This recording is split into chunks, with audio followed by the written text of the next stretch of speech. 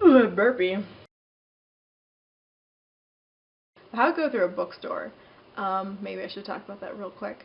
So pretty much how I do sometimes go to a bookstore. I never really go there to buy anymore, but I go there to figure out what is new. So one thing I really do like about the Goodreads app, especially with a smartphone, is that you can scan books. And I think once every 6 months I will go to the bookstore and I'll literally take out my phone, and any book that interests me I will scan it so I can have like this huge long to read list. That's what a majority of my to read list comes from, is scanning all of these books. And you can even, if you look at my to read list, you can even see a pattern of what books are kind of grouped together, and it actually kind of charts typically how I navigate through a bookstore when I'm browsing. So I first start in the nonfiction section and then in the science nonfiction. So I like to see what new books they have on different, like, biology, like astrophysics, just, sociology in general. I like to see what's going on. And then from there, and this is pretty much in all bookstore formats. This is not dependent on the layout of the bookstore. This is how I go. First I start with the science nonfiction, then I probably would go over to philosophy and see what books I have there. And in my bookstore, then I have to go all the way upstairs.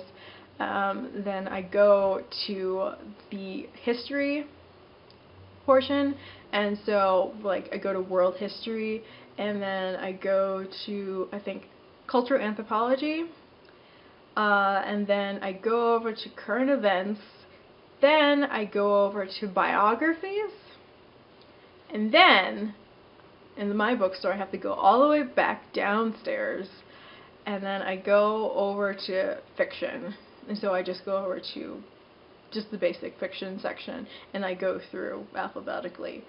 After that, then I go to the tables to see what's like either they're promoting currently, or if there's a theme, or what's new they released.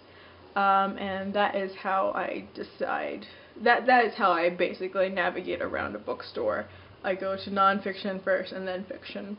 Anyways, yeah, I'm methodical, and I have a process. And then maybe after I look at the books, I might look at the notebooks, basically Moleskine. I love Moleskine notebooks.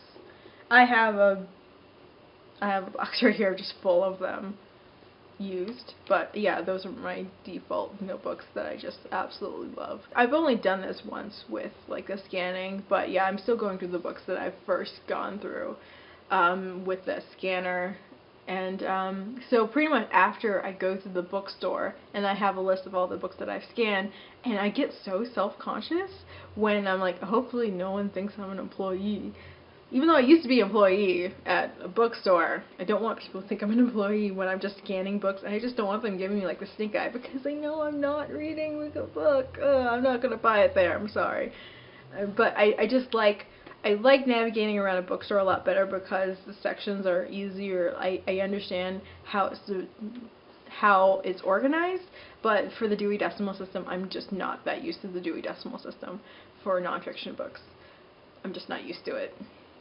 I have to go to the bookstore to figure out exactly what new books are around. So for fiction, I would travel around the library. I'm comfortable with that, but I'm not comfortable with just looking around the nonfiction section of a library. I feel kind of lost when I do that. But anyway, after I have the whole list of books that I've scanned, I typically, what do I typically do? I've lost my train of thought. I typically then go through the list to see how easily can I get that book through the library. So I typically divide the books for like, if I can, in my local library, in my current library down the block, if I can go in there and there's a chance that it's going to be sitting on the shelf, and I see, and so if I log into the catalog system, I can tell if that book is going to be in my local library or if it's not there.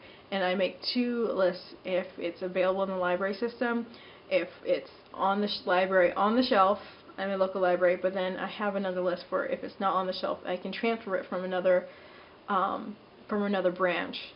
So I have another one for available for transfer.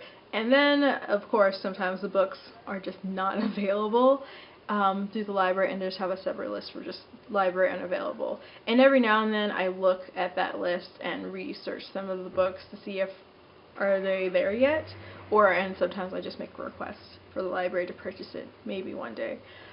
That's how I deal with the books that I want to read but the library doesn't have, because I mean, I can wait till the library gets the book in. I'm not that impatient, so I can handle, like, you know, I can, like, oh, this book isn't in now, maybe they won't ever get it in, I'll just read all these books that the library does have available for me to read in the meantime, and then maybe one day I can find a book that is unavailable to the library that is super cheap. Then I will think about buying it, but until then I probably won't buy it. But yeah, I'm totally fine with my books whole setup. Technology is great. I mean, with Goodreads, I really enjoy the fact that I can organize my TBR list, my reading list, a lot easier. I typically do it the first in, first out method, so the books that are on that I first entered in are typically the books I'm going to read first out of the list. So if someone suggests a book to me, it's not that I don't value your suggestion, and if I decide to read it, it's just that it's on the bottom of the list now, and I have to read all through all the books in a way to get to it. So it'll probably be a while before I get to it. And currently my TBR list is like 410 books, and it's staying at 410 books.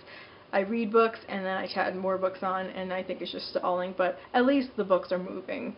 They're just moving slowly, like electrons.